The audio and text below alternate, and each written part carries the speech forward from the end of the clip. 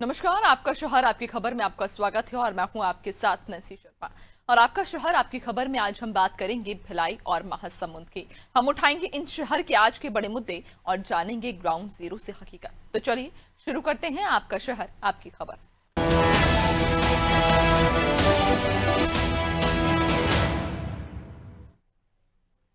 और सबसे पहले बात करेंगे भिलाई की, जहां करोड़ों की सिटी बस योजना पर सवाल खड़े हो रहे हैं।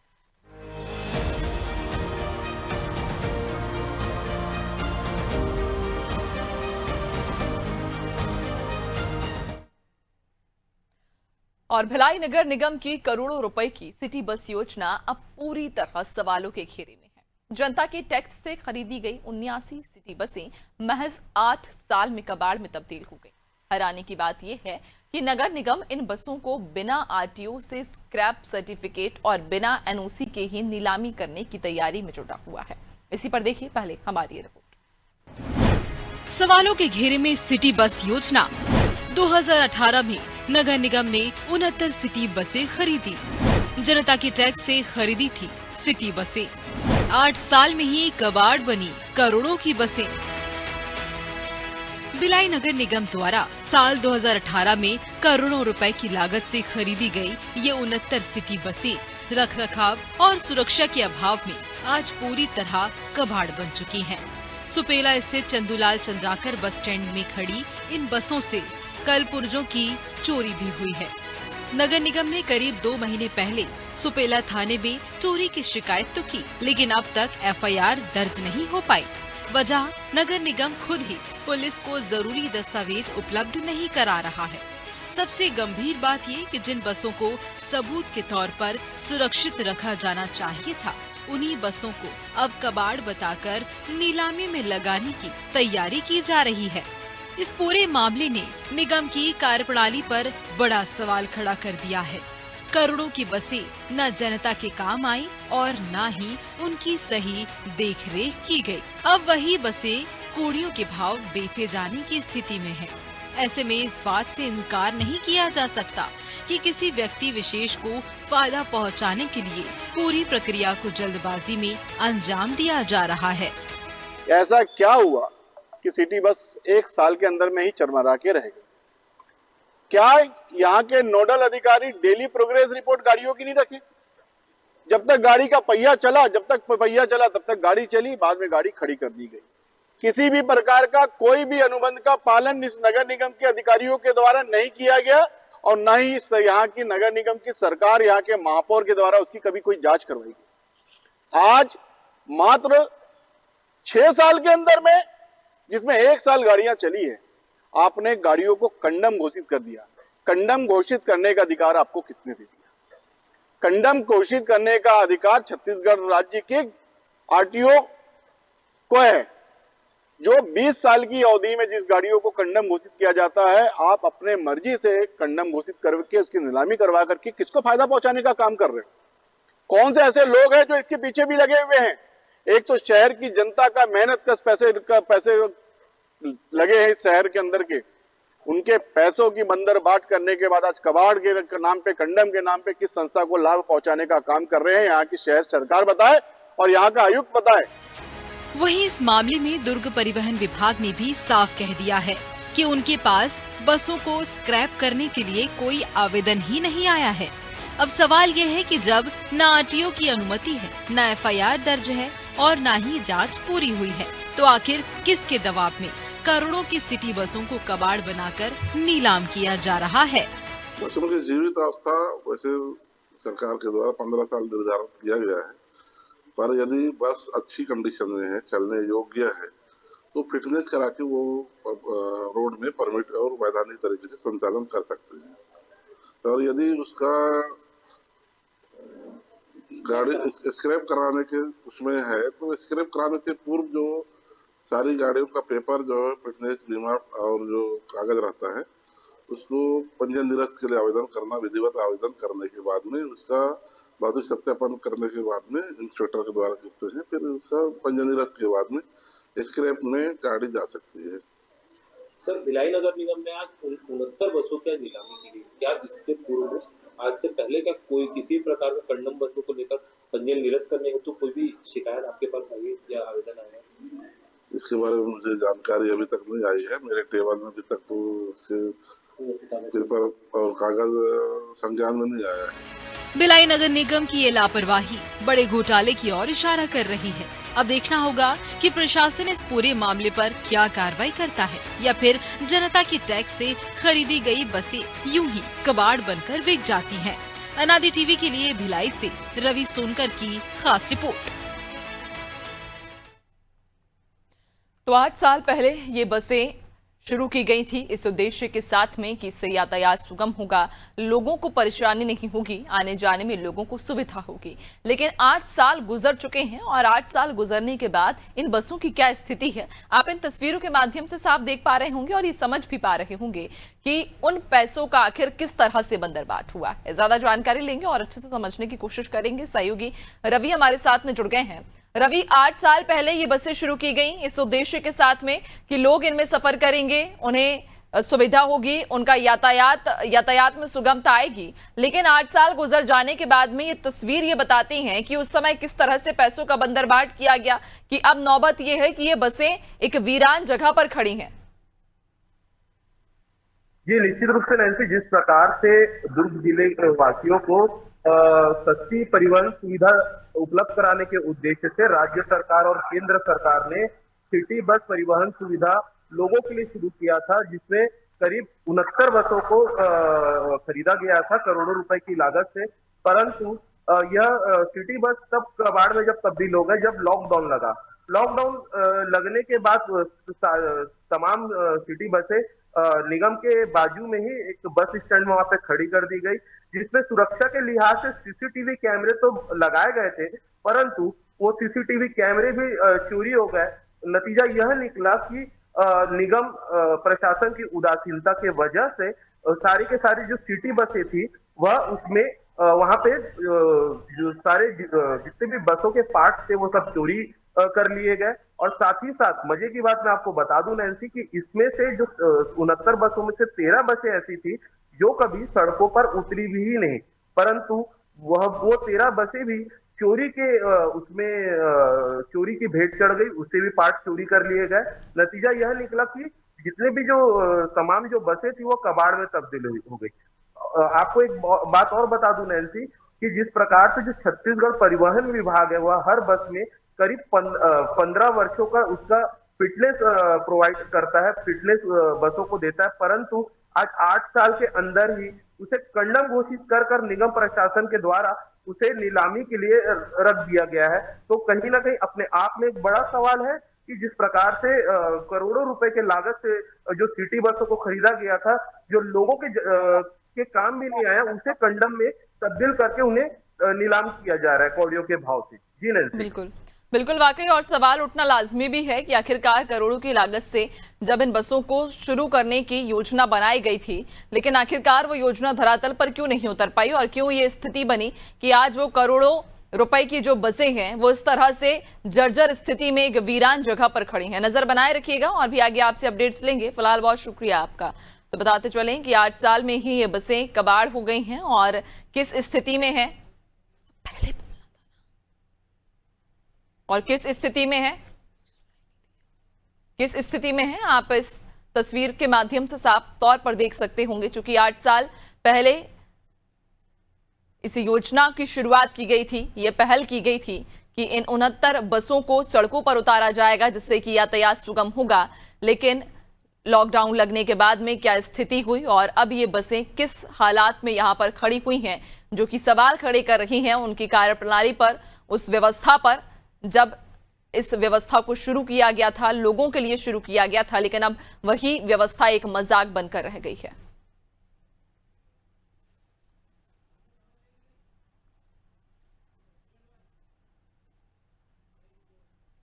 चलिए आगे बढ़ेंगे और बात करेंगे छत्तीसगढ़ के महासमुंद की, जहां सरकारी संग्रहण केंद्रों से करोड़ों का धान गायब हो गया।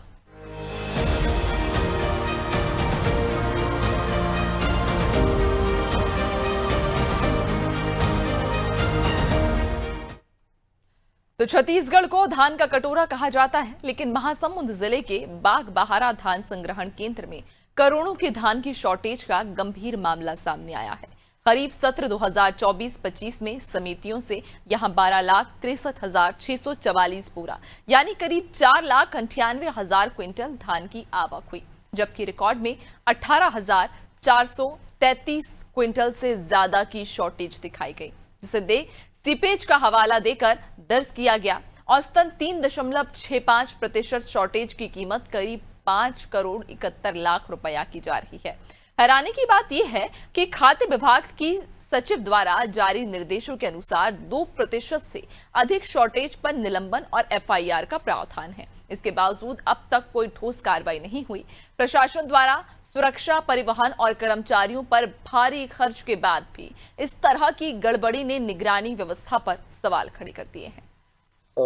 ये जो इशू है अभी मेरे संज्ञान में आया है तो आपके माध्यम से इसमें एक बार मैं अपने संबंधित जो अधिकारी हैं डीएमओ मार्केट उनसे रिपोर्ट लेता हूँ और रिपोर्ट लेने के बाद यदि ऐसा उसमें फैक्चुअल कुछ पाया जाता है तो इसमें जो भी नियमानुसार कार्रवाई बनती है वो हम करेंगे और उसकी जानकारी भी आपको देते। मैंने रिकॉर्ड देखा है, उसमें 3.3% के आसपास का वहाँ समिति में जो हमारे जो संग्रहण के विभाग है वहाँ सुखद आई है, और जिसके लिए उसको विभाग की तरफ से नोटिस गया है।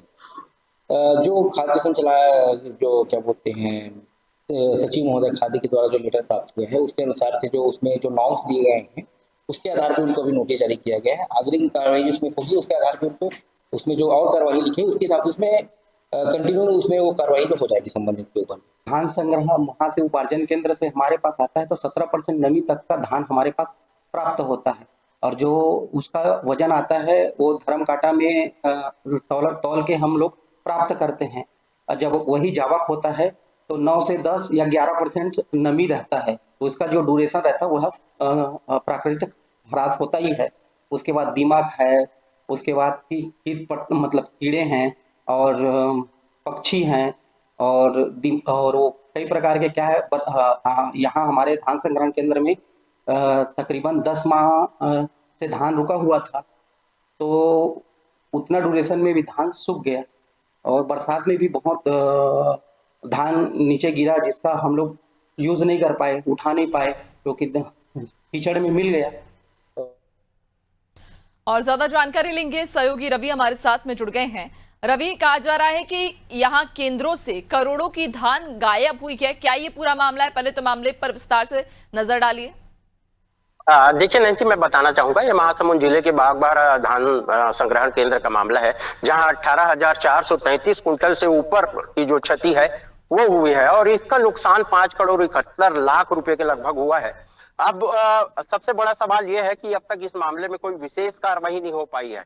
यहाँ के जो प्रबंधक हैं, जो धान उपार्जन केंद्र के जो प्रभारी हैं, उनका कहना है कि ये 10 माह तक जो धान है वो यहाँ संग्रहण केंद्र में रखी गई थी, जिसकी वजह से 18,433 कुंटल की सूखत आ गई है। राइस मिलरों को जब हम यहाँ से धान देते हैं उनमें लगातार 10 से 11% की जो नमी है वो देखी गई है, जिसकी वजह से मतलब कुल मिला के आप कह सकते हैं कि जिस तरीके से बहानाबाजी करके इस मामले में बंदरबाट किया गया है और इतना बड़ा जो घोटाला है 5 करोड़ 71 लाख का, वो बागबाहरा जो धान संग्रहण केंद्र है वहां किया गया है। यहाँ के स्थानीय अधिकारियों से जब हमने बात की तो उनका कहना है कि जब ये धान लगभग 10 महीना रह गया था जिसकी वजह से ये क्षति हुई है। लेकिन आपको एक चीज और बताना चाहूंगा नैन्सी, यहाँ गौर करने लायक बात यह है कि राज्य सरकार इस तरीके की जो लाभ है उसको नहीं मानती है। राज्य सरकार को ये लगता है कि राज्य सरकार के गाइडलाइन में स्पष्ट है, राज्य सरकार 1% का भी जो नुकसान है वो समिति को नहीं देती है। इसी के एवज में, रख रखाव के एवज में जो समितियां होती है उनको लाखों करोड़ों रुपए का जो राशि है वो राज्य सरकार देती है, ताकि जो धान है जो किसानों से लिया जाता है वो सुरक्षित रह पाए और राज्य सरकार को किसी न किसी रूप में राजस्व की नुकसान ना हो। लेकिन बागबाहरा में इसके ठीक उलट 5 करोड़ 71 लाख का जो नुकसान है वो देखा गया है। अब एक चीज और बताना चाहूंगा नैन्सी इसमें कि राज्य सरकार के गाइडलाइन में है कि 1% अगर कोई सुखद आती है तो उसको नोटिस दिया जाएगा, उस मामले में जांच की जाएगी। 2% आता है तो उसमें जांच कर उसमें कार्रवाई, लेकिन 3% अगर कोई आपका लाख आता है तो उसमें FIR दर्ज होगी। जो उपार्जन केंद्र के प्रभारी है और व्यवस्थापक है उनके माध्यम से ये जो भरपाया है वो किया जाना चाहिए। लेकिन यहाँ 3.65% की जो सुखद है लाश है वो बागबाहरा जो धान समिति केंद्र है वहां ही है। लेकिन अब तक इस मामले में किसी प्रकार की कोई कार्रवाई नहीं हुई है। मामले में आप कह सकते हैं कि कहीं ना कहीं मिलीभगत हुई है और ये मामला अभी तक शिथिल पड़ा हुआ है। जी नहीं सर। बिल्कुल, लेकिन जबकि जिस तरह से जो आंकड़े आप बता रहे हैं कि करोड़ों का यहाँ से जो धान है वो गायब हुआ है, तो इतनी बड़ा घोटाला या इतने बड़े स्तर पर करोड़ों का घोटाला किसी एक के जरिए संभव नहीं है। इसके पीछे एक पूरी टीम होगी, एक पूरी कहीं ना कहीं संरक्षण भी की भी जो खबरें हैं, बात है, वो भी सामने आ रही होगी। तो रवि, ये भी बताइएगा कि ये जो प्रथम दृष्टया अगर हम इस पूरे मामले पर देखें तो किन की लापरवाही सामने आ रही है और क्या इस मामले पर जिम्मेदार जो हैं वहां के या जो संबंधित अधिकारी हैं, क्या उन तक ये खबर पहुंचाई गई, उन तक ये बात डाली गई कि किस तरह से यहाँ घोटाला किया गया, करोड़ों रुपए का बंदरबाट जो है वो राजस्व का लगाया जा रहा है सरकार को? जब उन तक ये खबर पहुंचाई गई तो उनका क्या कहना था और क्या आगे कार्रवाई की गई मामले पर? देखिए नैन्सी, ये बात एकदम स्पष्ट है कि धान संग्रहण केंद्र में जो सारी जो जिम्मेदारी होती है वो वहां के धान उपार्जन जो प्रभारी होते हैं उसकी है। उसकी एक टीम है, वहां इतने सारे लोग लगाए जाते हैं ताकि क्षति सरकार को किसी प्रकार से ना हो। और इस मामले की जानकारी यहाँ के जिला कलेक्टर को है, यहाँ के डीएमओ जो है उनको है, खाद्य विभाग को है, लेकिन विशेष कार्रवाई कुछ नहीं हुई है। उनका अभी इस मामले में सिर्फ एक ही लाइन का जवाब है कि लगभग 10 महीने तक जो धान है 2024-25 खरीफ फसल का वो रह गया था, जिसके नाम से इतना बड़ा जो धान की जो क्षति हुई वो हुई है। बहरहाल हमने मामले को आगे बढ़ाते हुए रायपुर लिख दिया गया है राजधानी, वहां से जिस प्रकार से गाइडलाइन आएंगे उसके बाद ही हम इस मामले में कार्रवाई करेंगे। जबकि जैसे सुखद आती है वो अभी इस 2026 से पहले जितने यहाँ लगभग 70-72 ऐसे धान खरीदी केंद्र है जहां इस तरीके के मामले आए हैं, उनको नोटिस दिया गया था। 1 हफ्ते के भीतर में नोटिस का जवाब मांगा गया था। नोटिस का जवाब जितने जहां सुखद आई है उन्होंने दे दी है, लेकिन कार्रवाई एकदम जीरो है। अभी तक किसी प्रकार की कोई कार्रवाई नहीं हुई है। जैसे कुछ मामलों में ये जानकारी मिली है कि जो धान जो समिति जो होती है उनको जो प्रोत्साहन राशि राज्य सरकार की तरफ से मिलती है उनमें कुछ जगहों पे कटौती कर दी गई है, जो पूरा नियम विरुद्ध है। ऐसे मामलों में कटौती नहीं होनी चाहिए, क्योंकि जो सुखद है, जो नुकसान है फल के लिए, उसका पूरा जिम्मेदार जो है वो वहां का धान उपार्जन केंद्र प्रभारी है, वहां के जो एम्प्लॉय है वो है उसके लिए जिम्मेदार। बिल्कुल, लेकिन कार्रवाई क्यों नहीं की जा रही? क्या इसके पीछे कोई तर्क सामने आया है कि जिनके द्वारा चूंकि कार्रवाई की जानी थी या संज्ञान लिया जाना था, क्या उनकी भी संलिप्तता है या फिर ये मात्र एक ढीला रवैया है कार्रवाई के लिए? देखिए, अभी जो हम डीएमओ है आशुतोष कोसरिया जी, उनसे मेरी कल बात हुई। मैंने उनसे कहा कि इस मामले में आखिर अब तक कार्रवाई क्यों नहीं हो पाई है, क्या वजह है कि इतनी सुस्ती का वजह। उनका कहना है कि अभी हमने कुछ दिन पहले, क्योंकि दिसंबर तक ये कार्रवाई चलती रही है, दिसंबर में धान का उठाव हुआ है, उसके बाद ये मामला हमारे संज्ञान में आया है कि लगभग 5 करोड़ 71 लाख का जो नुकसान है और 18,433 कुंटल का जो नुकसान है वो हो गया है। इसके लिए हमने राज्य सरकार को गाइडलाइन के लिए लिखा है कि आखिर इसमें क्या कार्रवाई की जा सकती है, क्योंकि 10 महीना तक जो धान है वो वहां उपार्जन केंद्र में रह गया है। एक चीज और मैं यहाँ कोट करना चाहूंगा नैन्सी कि राज्य सरकार ने हर चीजों के लिए गाइडलाइन बना के रखा है कि धान उपार्जन केंद्र में जितने धान आएंगे उसके लिए वहां उपार्जन केंद्र के जो प्रभारी हैं वो जिम्मेदार होंगे उसके रख रखाव के लिए। वहीं धान का उठाव अगर कोई नहीं होता है उसके लिए जो मार्क फेड है वो जिम्मेदार है। अब ये देखना है कि राज्य सरकार किस तरीके से इस मामले में एक्शन लेती है, यहाँ के जिला जो कलेक्टर हैं वो किस तरीके से एक्शन लेते हैं और इस मामले में इतनी बड़ी जो क्षति है उसकी भरपाई किन से करते हैं। बिल्कुल रवि, चूंकि ये पहली बार ऐसा नहीं हुआ है कि धान की उठाई में समस्या आ रही हो या फिर इस तरह के नुकसान की खबर सामने आ रही हो। उसके पहले भी चूंकि कई बार हम देखते हैं कि स्थिति गंभीर हो जाती है जब किसानों, चूंकि जब धान की तुलाई हो रही होती है, जब खरीदी चल रही होती है, उस समय किसानों को परेशान होना पड़ता है, टोकन के लिए उनकी धान बेचने के लिए परेशान होते हैं। जब उस समस्या से निपटते हैं तो फिर धान उठाव के लिए परेशानी शुरू हो जाती है। जब ये पहले से ही पता होता है कि ये समस्याएं आने वाली हैं या आने वाले वाले समय में इन समस्याओं का सामना करना पड़ सकता है, तो पहले ही उसके निराकरण के लिए काम क्यों नहीं किए जाते? इंतजार क्यों किया जाता है कि पहले नुकसान होगा, क्षति होगी, उसके बाद ही इस तरह के हम आगे कुछ कदम उठाएंगे?